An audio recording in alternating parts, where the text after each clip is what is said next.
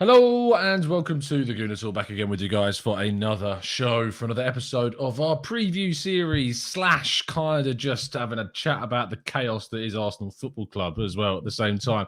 As I'm sure that you've not been able to avoid today's news, you are very much aware of what's been going on in the show, which I thought was just going to be about looking ahead to the West Ham game, seeing how Aubameyang could be integrated back into the team. That is certainly not going to be the case because, as I'm sure you have seen, he has been stripped of the captaincy. And instead of doing just a random show about it, I thought let's combine it because I'd be interested to get kind of the thoughts of some of the members. And that's what we do on the preview shows, is we get the thoughts of our Discord members on it. So let's introduce you today's guests. First of all, it's Tariq. How you doing, mate? Are you well? Are you good? Yes, I'm good, thank you. I'm very looking forward to talking about today's topic. And, I'm glad I'm a member. That's what I will say.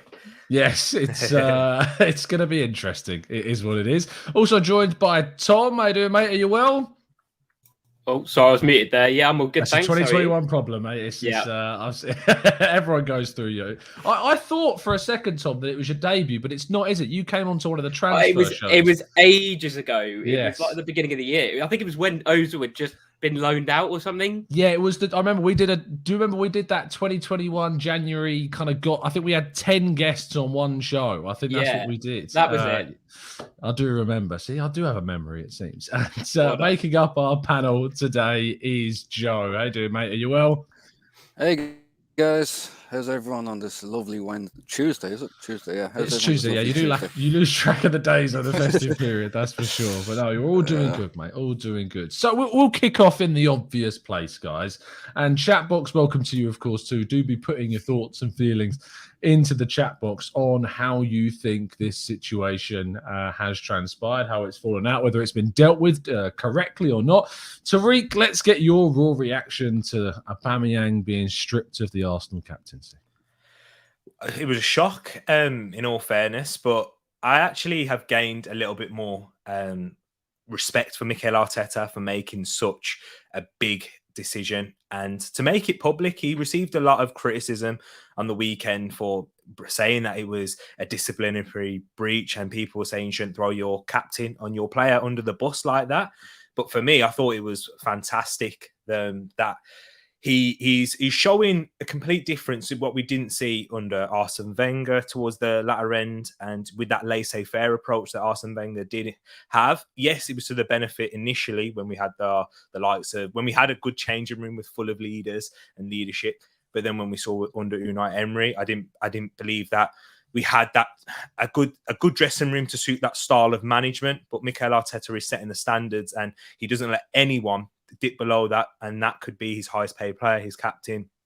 And he's showing the young players, which is our squad now. It's a lot of young players that you need to adapt to that. So my respect levels overall have risen, and I'm happy that he's made that decision.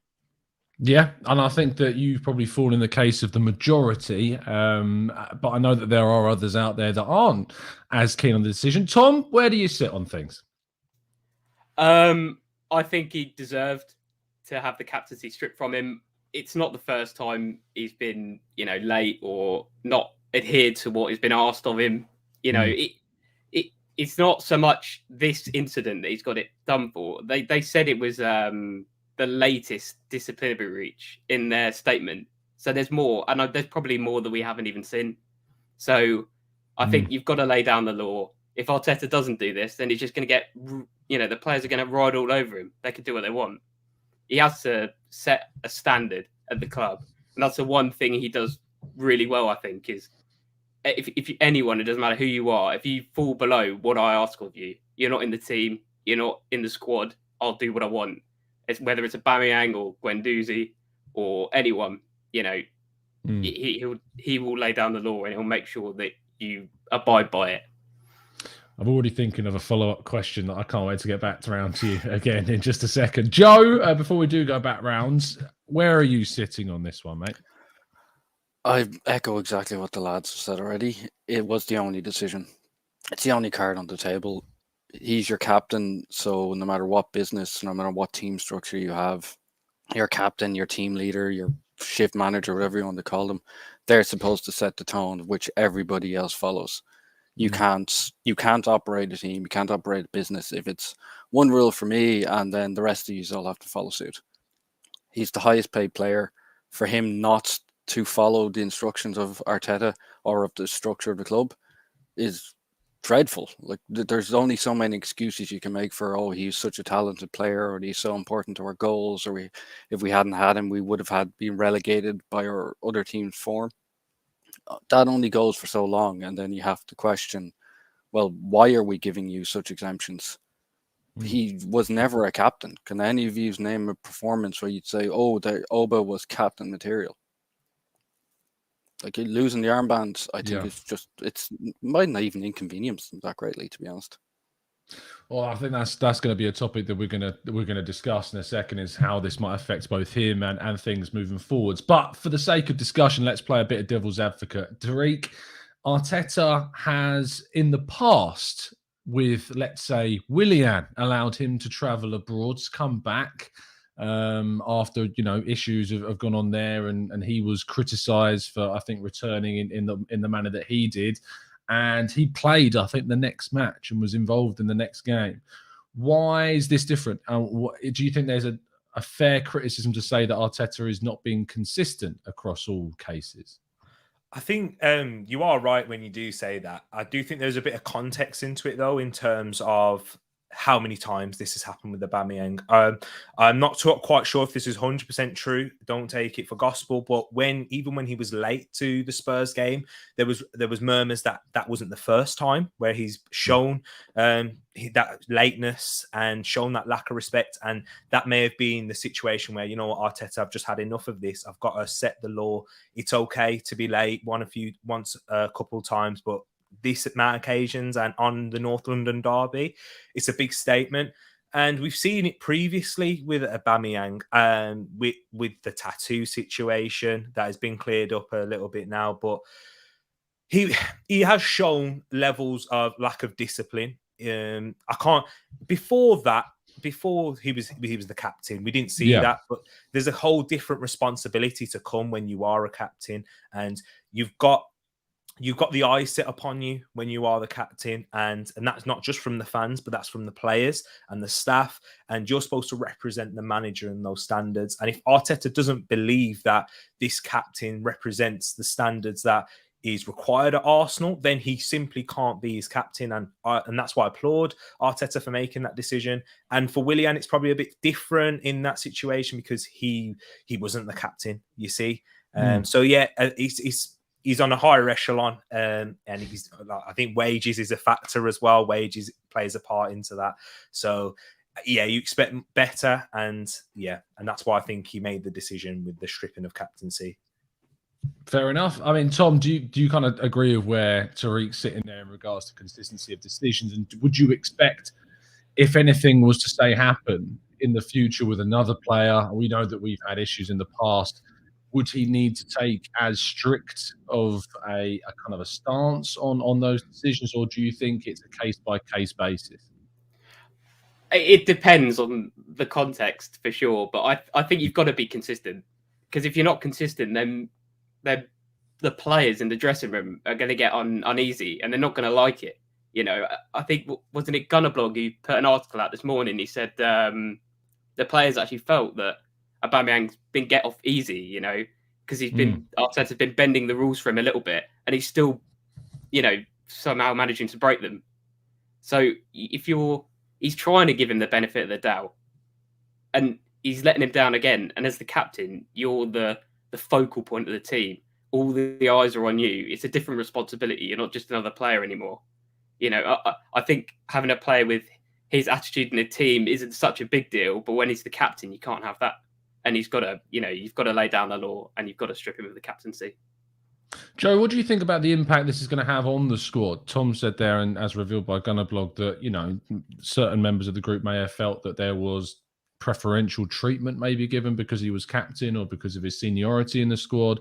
Do you think this is going to have a detrimental impact on preparation, just even for the next game tomorrow? Well, I'd be very surprised if he hadn't been given preferential treatment over the last couple of seasons above everyone else in the team. He's the top earner. He was the superstar name. And even with the cup run, when Arteta came in, he did almost single-handedly, keep us afloat. So in a weird way, he sort of earned a little bit of leeway in comparison to the others. If, however, as Tom said, and as everyone else has alluded today, he's been given a few chances and he's just kept taking and taking and taking. There has to be a line drawn. I have no issue with how Arteta handled this. I don't like a lot of things he did. None of us do, but I've no issue with this. I asked T this exact same question earlier on. Like, what impact will it have? I don't know. Does he have the character to say, right, I've made a mistake, brush himself off and get up and keep going and bring back the Aubameyang that we all know and love? I don't think he has. I think he, as you have said yourself, he is a well-liked part of the dressing room. Even prior to captain, he is a big personality. I would hope he's not going to try to revolt the dressing room and turn the place sour. We've had enough of that over the years, but I honestly don't know. Hope not. It wouldn't surprise me. It's a really fine balance at times, especially when you've got, I mean, interestingly, one of the next candidates is Alexandre Lacazette, who we know is a very good friend of Aubameyang's. And that in itself and that dynamic is an interesting one. I think there's a couple of reasons as to why that's not a concern. One, I think you simply have to look at the way that Lacazette played again in the game against Southampton, when we know that this stuff with Aubameyang was going on. He celebrated, very passionately when he scored. He scored it in itself, and I think he took the armband for that game as well. So you look at the professionality of Lacazette, and I don't think that's necessarily going to be a concern.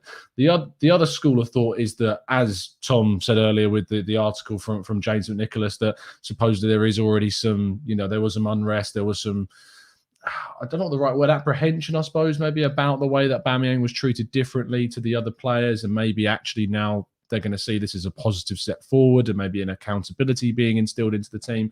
But I think the biggest question, and it's certainly going to be the one that I'm going to draw on you guys in the chat box for, is I want to know who is your pick. I don't want this leadership group being touted. I want you to, jump off the fence, give us a name. Who is it that you want to see take the armbands, not just in the next game, but being Arsenal's official captain? We're going to go be a bit fairer and go in reverse order this time, so Joe doesn't have to go last. Joe, we'll go to you first. Who is your number one pick, mate? Who I want it to be is Holding. Let's do both. Yeah. Let's do both. Who you want it to be and who you think it should be. I would like it to be Holding. Why Holding? That's really wild. Because he's one of my favorite players. I can't give you a justifiable reason. Why not? So it's just selfish. Just cause. But who I think it'll probably be either Odegaard or Xhaka, and I don't want Xhaka. We'll come back round to that. Tom, who do you want it to be and who do you think it will be? I'm quite old school. I like it being a central defender. So I'd go for Gabriel, but I know his English isn't quite there yet, but give it to him anyway. He's a leader. He's marshalling the back line fine. So he must be a leader, of the back line and then for a leader of the dressing room as well. I think it's probably going to be Xhaka. I just have that feeling that he's going to give it back to him. I have a problem. If he hadn't have already had it, it'd be fine. But because he's done what he's done, he shouldn't have it back. You can't do what he did and get it back. I don't mind him getting it as like a vice captain or part of the leadership group if that's what he's going to do to the end of the season for the short term, but not an official end of the season. We're giving it to you, because he's probably going to leave. Yeah. And Tariq, who do you think it's going to be and who do you want it to be?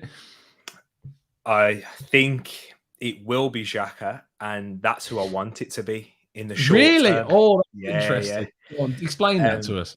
My reasoning for that is the reason I want Granit Xhaka is because I think it sets a good precedent for the squad to show that Granit Xhaka, yes, he's made mistakes, but it's all about how you bounce back in sport. We've seen it all the time in any different sport that you look at. Like you're talking about the F1. I believe that Lewis Hamilton is a winner and he's a champion because he'll come back and he'll respond from this. And I believe that in football, it's about responding to adversity, and we cannot fault Xhaka's professionalism, the standards that is upheld on the pitch, I believe. And even throughout difficult situations, yes, he made that big error. I know a lot of fans, and it hurt me emotionally as well. And at the time, I was saying, I want him out because, that's what you do when you're a fan. And this is why we have the love for the game.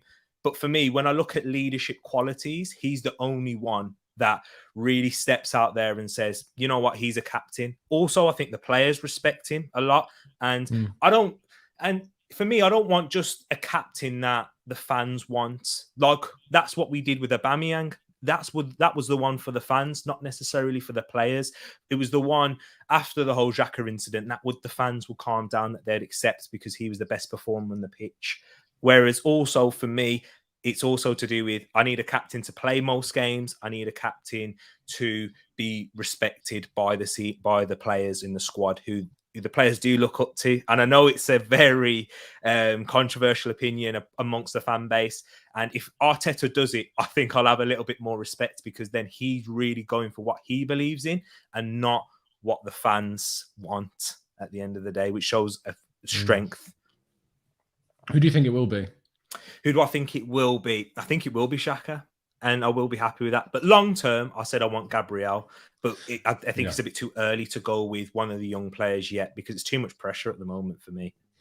Ed says, I'll go with Gabriel. If Tierney was more reliable health-wise, it would be him. My fella says, Erdegaard. Dave says, Gabby is a good shout if the English can improve. Vinny says, Laka is the perfect captain until the end of the season. Politically, he is in with all of the Alba's allies. It's important we get the next captain right. Wait until the summer and see what leader emerges, which is, I know, something for the short term people may want to see. I was surprised that they didn't name a captain almost immediately.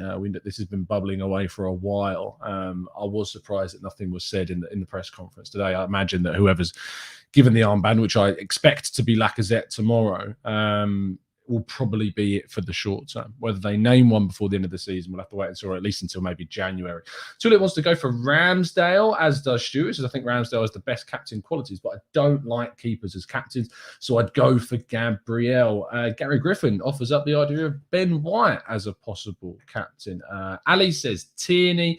Yo says Xhaka wore the armband recently already this season against Brentford. He did indeed. He's kind of been brought back in, and obviously it was Emery that stripped him of the captaincy, but he's been given kind of those second wins. Joe, there's been a bit of questioning of the holding pick, but I think you even admitted yourself it was a bit, it was just cause. It was a bit of a selfish one, that one. But I can understand it. I mean, from my perspective of who I kind of want, I cheekily put a tweet out with the Norwegian flag, and people know my liking for Martin Ødegaard. I think there is a strong case for him because obviously he's got that experience as captain for Norway. You watch that video of West Ham away last season, he'd been there a couple of months, and already he would kind of integrated as a real leader within the group. And I hate when people kind of diminish or belittle communication. I feel they're saying, "Oh, you see that on a Sunday league pitch." Something you learn those traits on a Sunday league pitch, sure, but those are transferable skills, and you need vocal leaders, especially for someone who at the time was and still is 22 years of age, to be that confident and committal and directive to his colleagues around him is definitely a really important character.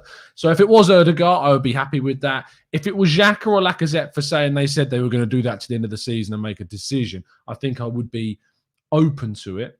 The Xhaka situation for me, I forgave the situation against Crystal Palace because I can contextualize it of why he flipped. And when your wife and your unborn child are getting online abuse, and then you're hearing the fans in your own stadium booing you, I'm not surprised he snapped. I'm not justifying what he did. What he did was wrong, but I can understand why he did what he did. And he was right to have the captaincy stripped him at the time. But I think that we've moved on from there. But I don't think that a long-term Xhaka captaincy would represent kind of where we want to move forward, because I don't think Xhaka is going to be or rather should be our centre midfielder, starting centre midfielder next season. I feel like we should be looking to upgrade upon him and add players around him. So whoever we kind of pick, it needs to be someone that's going to be in the team, which is why I think people think Tierney, Gabriel, Ødegaard are possible candidates that do stand out. Are there any final thoughts? I want to move on to the preview, but is anyone desperate to say anything at all on Aubameyang before we move on? Tariq, go on. I saw you put your hand up, mate. Go for it. Yeah, I just want to put in there as well. I think Arteta has already shown that kind of like redemption factor with his squad and in particular Nuno Tavares. After a poor performance at Anfield with a huge error, he trusted him in the next game, and because he's shown a level of commitment, the standards upheld those. So I think it's good for the squad to see that. Because it is a young, very impressionable team that if you make mistakes, it's not the end of the world, and you can regain as long as you hold those values and standards. Joe, final words on Aubameyang? Not so much even on Aubameyang. I'll just say about the captaincy. I'm hoping the one major thing that comes out of here is that we turn the page with regards to handing out the captaincy now, like it's a bone, like it's an extra tenner at the end of the night. Like it is just being used as a boon from now on, as opposed to actually anything of value. So I'm hoping this is the point at which Arteta goes, right, no, this actually means something. So we start getting proper captains again. Yeah, I agree with you. It has been a bit token recently, I think, and it's an important step that we make sure it becomes that crucial kind of cornerstone of the first team. Tom, finish us off on this topic before we go on to West Ham and give us those final thoughts. Yeah, like Joe, I think I'm going to focus more on the captaincy thing. I think I know you said about Xhaka getting it back. I think we need to give it to someone fresh, because if we give it to someone who's had it before, it's like we're just going back to where we were 2 years ago. It didn't work out well, and it puts the focus back on him, and he might not like the pressure. And that's what happened last time. We want him playing at his best football. I think we need to probably give it to someone else. And final thoughts on Aubameyang. I think he's probably gone now. I mean, just does anyone think that he'll play again? Just anyone? I think he will. I think he'll get. I think he'll play. I think they'll play him against Sunderland. I think the ultimate insult. Yeah, I think they will. I think that's what's going to happen, because he's just going to. I think actually what he might do is bring him off the bench in the 89th minute in that game, or something like that, just to punish him. Wow, yeah, unbelievable, really. Anyone else speak up? You think he's going to play again? There's a feeling inside me I don't think we're going to see him. There's really something that makes me feel like that could be it. He could go in January, and I'll say yes, and if he can, because Arteta has shown if you do step up the attitude levels, and I think he will. I think he'll take it. I think he'll feel like it might be a blessing as well to take that pressure off of him to lead the side, and he needs to focus on his performances anyway for me, and just keep that as a main focus instead of trying to lead the team. Fair enough, man. And Joe, do you reckon he's going to play again? I really hope so.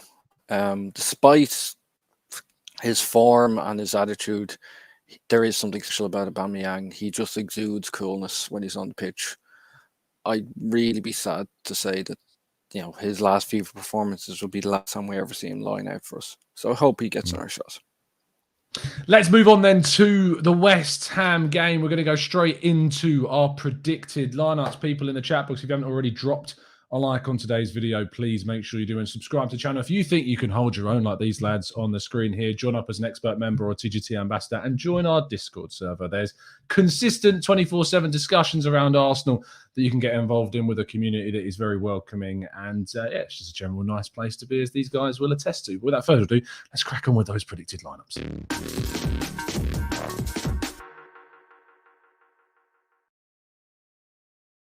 Let's go to Tom, and we'll kick off with your 11, mate. Talk us through it.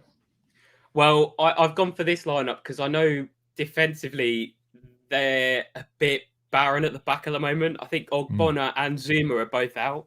So I think we've got to go. Dawson will be who. Yeah, and I think I just think we can get at them. They've conceded a couple goals in their last game, not against Burnley, but Burnley don't really score many goals anyway, so don't really do anything really. Yeah, they're just kind of there. But yeah, they have conceded a few goals. Whilst they beat Chelsea, they conceded 2 goals. So, and I think if we get 2 goals, I think that would probably win us the game. I watched a video the other day of a West Ham fan saying Antonio doesn't quite look how he did at the beginning of the season. I think tiredness is starting to creep into their squad with Europe and everything like that. So I've gone for this to be a bit attacking. I know it's going to leave us a little bit exposed. I don't think he's going to play anything like this. But we've just got to get Smith Rowe back in the team, get Odegaard. They're our goal scorers. They're getting us the goals. And if we get a couple goals in the first 20, 25 minutes, then you could sit back and you can change the system. You can, bring on a Xhaka or something to solidify it up. I wouldn't play Partey because I think he's been our worst midfielder in the last month. I don't. I remember you said we bought him for the big games, and the big occasions. I wouldn't. I'd do the opposite now. I'd sit him out of the big games and bring him in for the smaller ones because he's just not been consistent enough in those big games, and it's a shame because I think you can see he has those glimpses of quality, and then he'll just give the ball away. So it's frustrating. I play Lokonga because he's been our best midfielder. Martinelli, I keep on the left. I think he was probably one of our best players against Southampton. He created that third goal himself, gave Livramento a torrid time, got past him, won the corner, took the corner, and his delivery was fantastic. Gabriel, another goal. Back four, keep it the same. Ramsdale in goal. And Saka and Lacazette up top. Lacazette up top, Saka on the right. Saka's sort of getting back to it again. I think he's looked really good. And Lacazette, I think he looked good again against Southampton. I like what he does. I don't think he's our future, but I do like what he does sometimes. But he needs to shoot. He needs to pull the trigger because he dribbled past a couple of players and then didn't shoot. So it maybe we do need to look at a new striker. Definitely with the Aubameyang situation as well. So yeah, that's why I went for Lacazette. Yeah, I think the chat box is suggesting maybe it's slightly too open, says Fala. Yeah, was just happy to see Xhaka out the team. This is the thing because I just don't. I've gone for this because we've got to play our players in form because the Xhaka and Partey, whilst they're more central, we were still conceding chances against Southampton. They did have chances. The first 20 minutes, we were horrible. Yeah,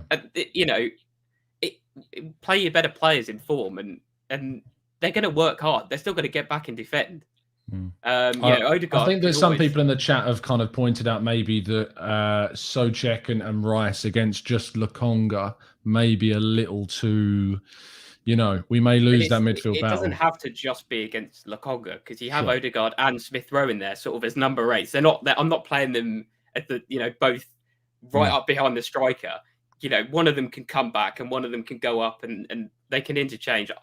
Like I said, I do know it's a bit open, but you've got to take risks to win games. No, I admire your bravery, mate. I admire Let's just go for it. They're missing out their centre backs. They're going to be back to try and defend them. Let's pen them in and get a couple goals, hopefully. Well, I think that it's weird. Even though we're behind West Ham, I think West Ham will be petrified of losing this game, knowing that we can go above them. So it may be that they play a little bit more defensively.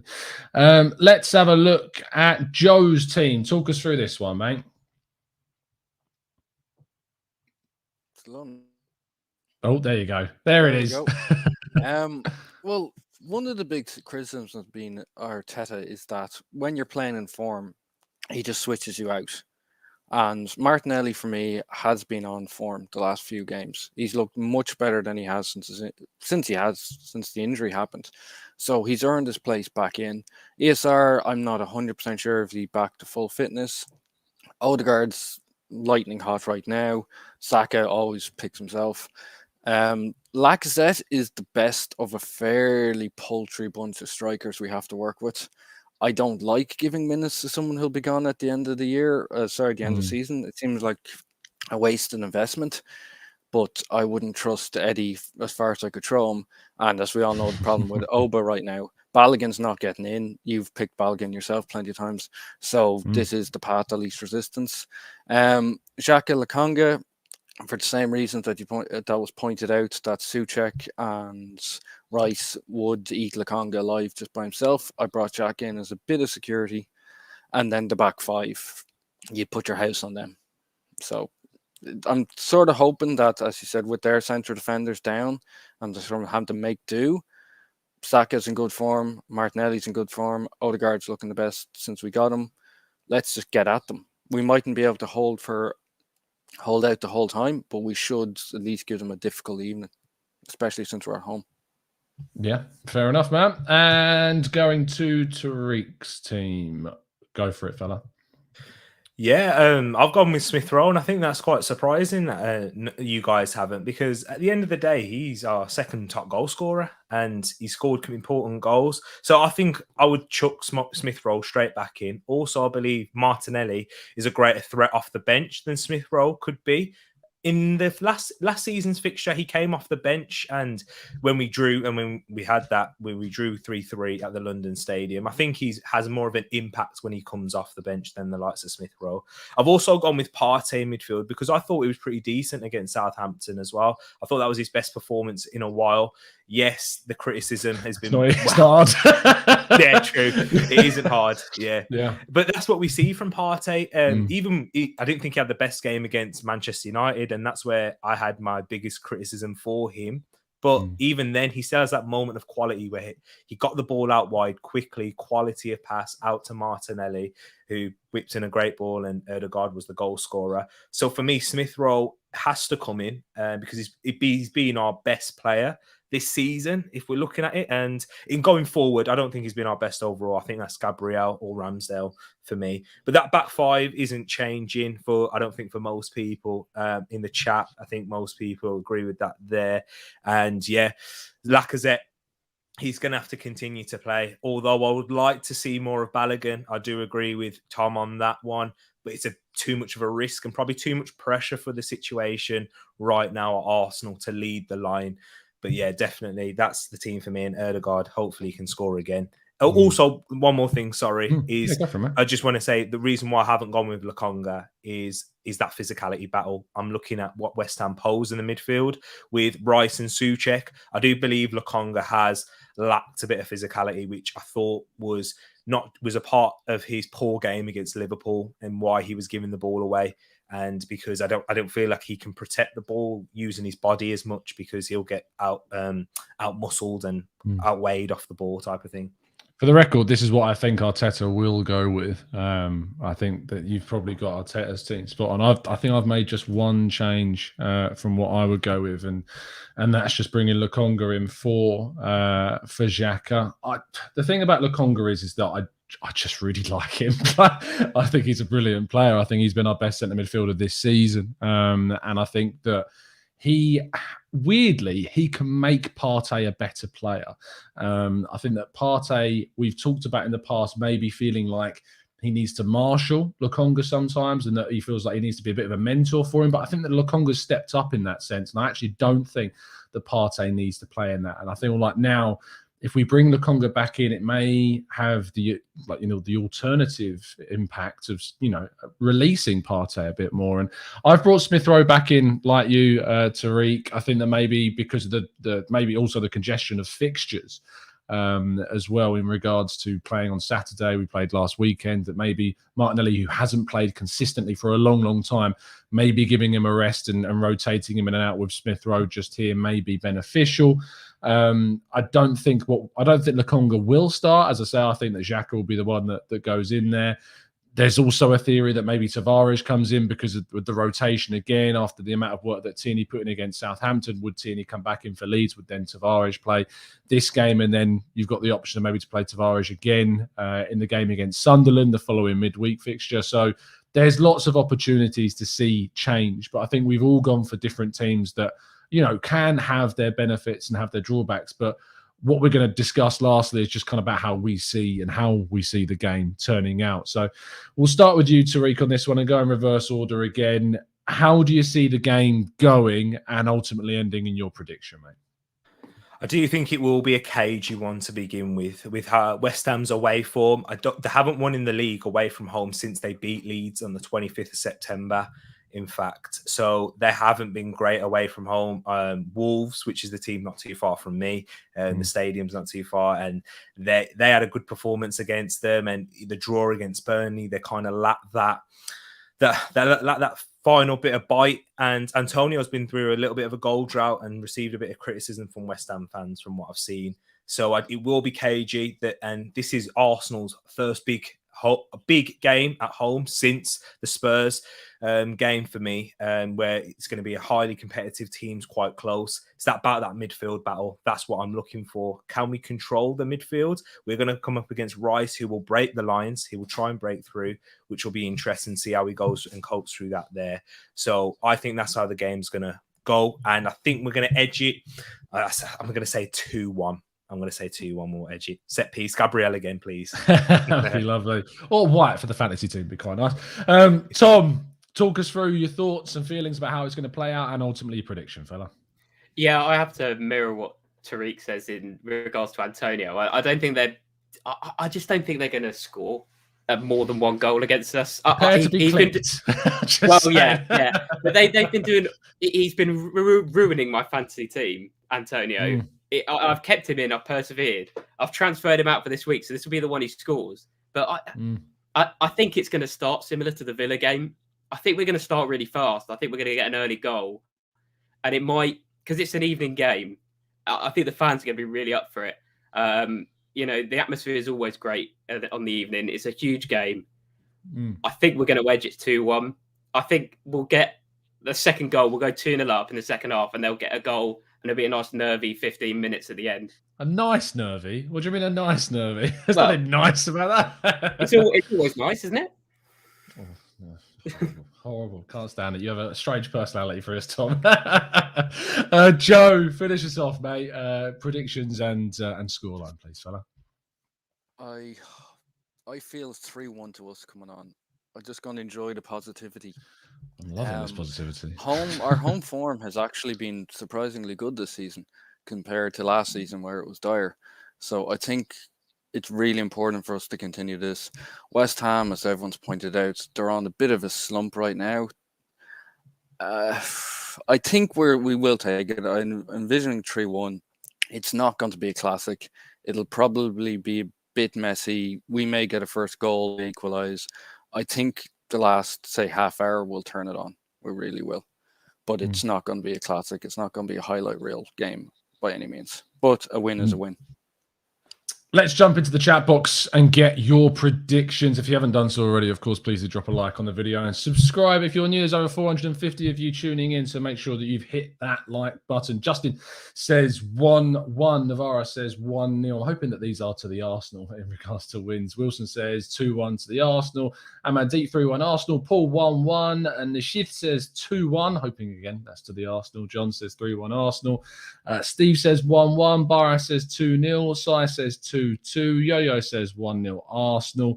Temi going for a 2-0 West Ham win. Unfortunately, the negativity, Temi. I'm not liking it, son. Navarra says 1-0. Daka. Oh, what? I think you're talking about a different game, Navarra.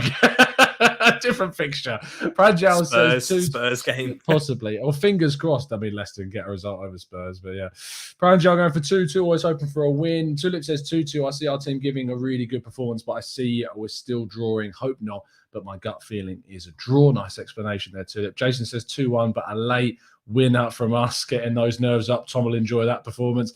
Old Timmer says 3-1 West Ham. Sad, but truth. There's a little bit of negativity creeping in. Abner says 2-0 win. Ed says 3-1 Arsenal. Sakatini and Martinelli coming on as a sub. Rancy says 3-2 Arsenal. Greg says 2.5 Arsenal, 1.25 West Ham. I'm gonna round that to going 3-1 to the Arsenal, Greg, which is what I'm gonna presume that you mean. Steve says, "Well, fair play, Joe. 3-1, love it." I'm gonna go for, again, I think I said 2-1 on the Arsenal Lounge the other day, so I'm going to stick with that. Just throwing up a few more of your predictions in the chat box. 2-1. Aubameyang, no. Lacazette to get both goals is what we're going to go for.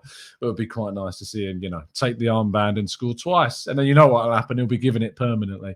But that's what we're going to go with. Thank you, everyone that's tuned in today. As I say, very popular show, as I'm sure you've tuned in to hear our thoughts on Aubameyang. If you tuned in late, do scroll back to the start of the show. That's where our big main discussion around the captaincy was. And we got a lot of thoughts and feelings about that. So do that.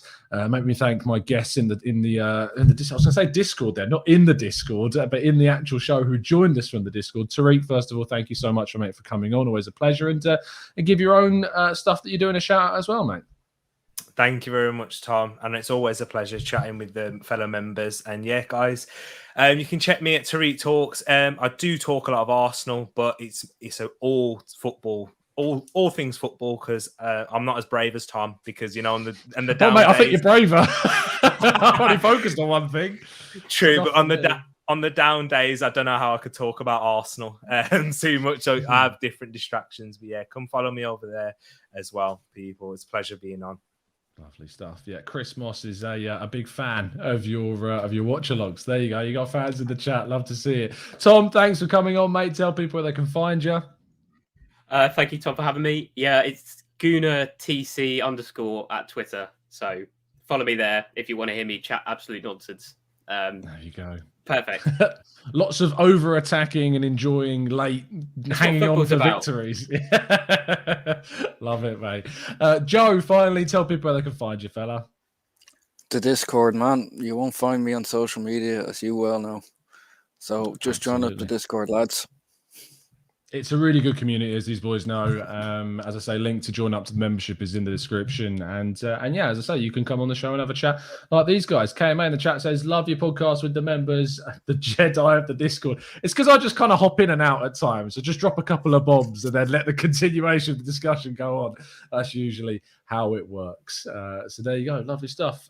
You can find us on Twitter at the Gooner Talk TV and myself at Tom Canton Media. And I know that Chris and Bailey over on the Arsenal Way did a couple of reactions to the news over on the channel over there. So do click the link in the description to the Arsenal Way as well. We're on our way now to 6,000 subs. So please do give us a follow and a subscription over there too.